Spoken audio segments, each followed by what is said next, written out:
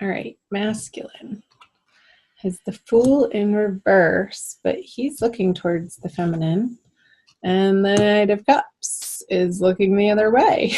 So I feel like the masculine energy, Capricorn, is going towards the feminine to revisit something. Mercury is retrograde. I'm not surprised that he's in reverse, looking towards the feminine. However, I don't feel like the feminine is receptive to his energies and his approach, what he has to say, what he has to offer for the start of April. I feel like the feminine energy is looking out to other prospects, like keeping her options open. She's not saying no to him. I feel like she has one ear turned to listen, like, okay, the masculine's trying to communicate something here. What does he have to say? But not taking it, she's taking it with a grain of salt, essentially, and really not, like, her armor's on. She's not letting it sink into her heart center, but she's considering it. The horse is sort of looking in that direction too, like, who's behind me over there? I feel like the masculine is a little bit regretful. However, the way that he's approaching the feminine isn't quite in the way that she would want him to be, for her to completely turn this horse around and start running back into his direction. So let's see what's in his subconscious energies. The Hermit in reverse. Let's see hers. The 10 of Pentacles. So yeah, this is what the feminine wants to create and have and manifest and be living in, this full, abundant, glorious, sharing, family, fun atmosphere. And so this is operating in her subconscious of why she's turning around, because he's coming with this information, like he's done this internal work and ready to present it to her. I want to make sure you can see that. And it's like the time for that isn't quite over, masculine. The Hermit card in reverse in your subconscious is like, yes, you've made progress. Yes, you've done some inner work. But with it in reverse, it's almost like not quite in the ways that have stuck, like in your everyday habits and patterns. Let's see what's going on in the conscious mind. Interesting. Virgo masculine just got that in his subconscious. So you might want to cross-watch the Virgo reading, Capricorn. This is the Matriarch card. Here's my deck from the Smith-Waite Centennial Edition tarot deck that I'm using. And it's an additional artwork piece that is the Matriarch card. So I'm getting that the masculine wants to be taken care of by the feminine. And let's see what she has in her conscious. Yeah, she's not having it. There's still some disagreements, and you guys are not seeing eye to eye in your communications. It's like he's coming at her from this old paradigm of wanting the feminine to fulfill this role for him. And she has such a bigger vision than that. That's beyond this motherly figure. This is part of it. This energy is definitely part of what she wants to create with her masculine, but it's not the end all be all. And I feel like that's what he's coming back around to the feminine for, is some nurturing and some mothering that maybe he didn't get in his formative years. So there's a little bit of an unhealthy reliance looking towards the feminine to fulfill that for him. Let's see I'm going to move on. What he's bringing is the Eight of Pentacles. Yeah, it's like it's not been his joy to work on this for him with the Eight of Pentacles in reverse. With it upright, this guy is having a good old time. Like there's music playing in the background. He can work at his own pace. The sun is shining. It's not raining on him. The wind isn't blowing. It's a calm, steady, labored effect. But with it in reverse, what he's bringing to the feminine is, it's like this resistance to doing his inner work is what's blocking him from getting through this card. Like his old ideas still need to be transformed at a very basic transcendental level.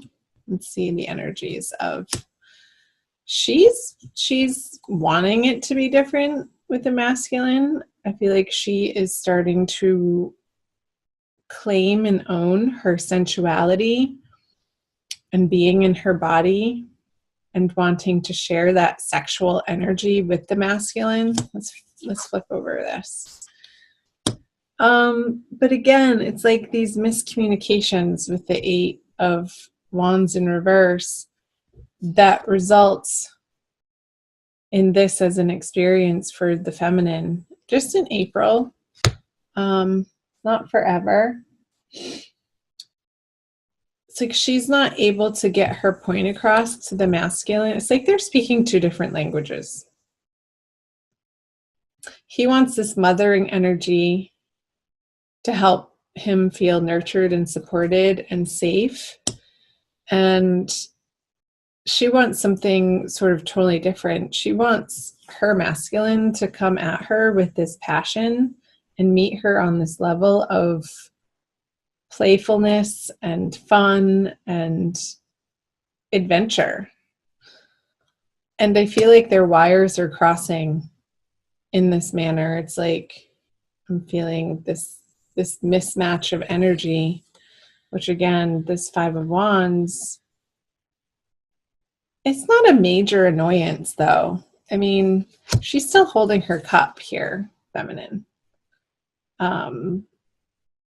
So she's really not, I mean, there's a little bit of an effort on her part, but once she sees that it's met with this resistance from the masculine, she's not, I don't feel like she's pushing forward.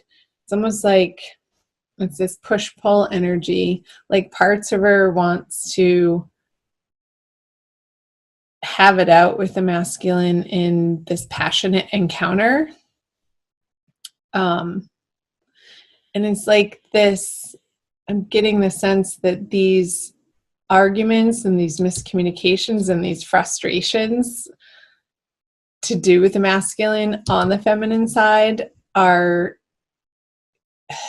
like traditionally or in the past would have led to a sexual encounter, like that friction of being a little bit mad at each other and then you kiss and make up and have great makeup sex, that type of thing. But that's not happening in April. It's just the energy isn't set up for it. So that's fine. Go explore your other options, feminine. Do what makes you feel happy in April. Surround yourself with high vibe, positive people who encourage you to not squash this dream that you have, this vision, this idealism that you're shooting for the stars, and that's okay. Like hope in your heart, in the present.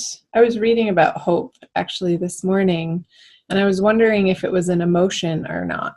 And in fact, the jury says, most of the psychological journals say, no, it's not an emotion. It's more of a cognitive way of being and informing your current state of mind, which can affect your behaviors of how you act in the present moment,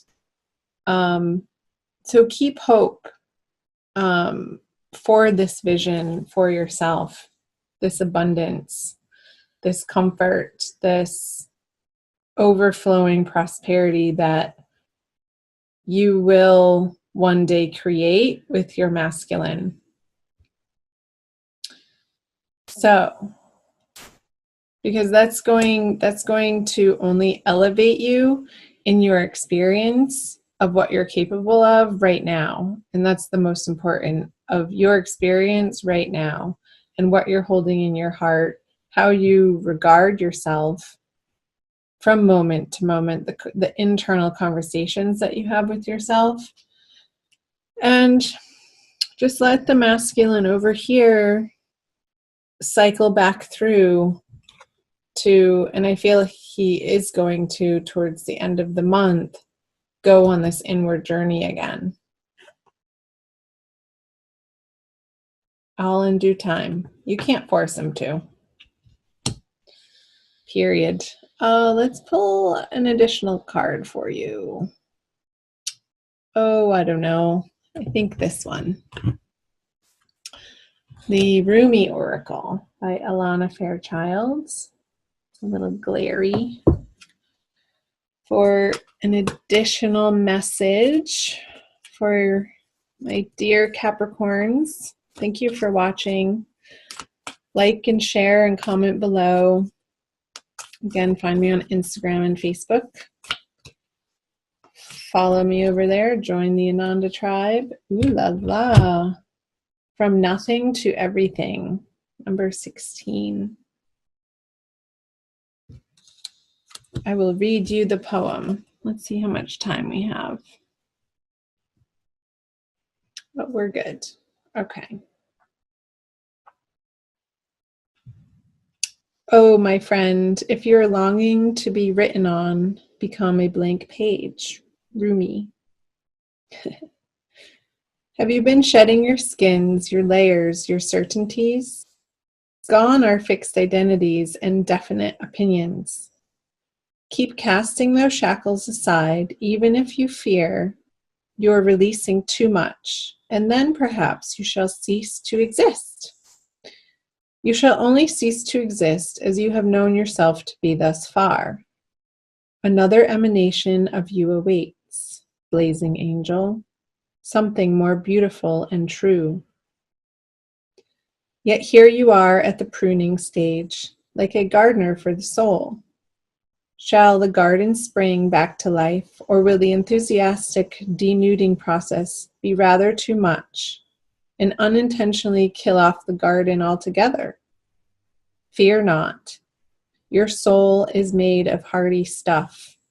It can handle a lot of culling and will shine even brighter for it. There is a greater story to be impressed upon your essence than the one you are currently dreaming up.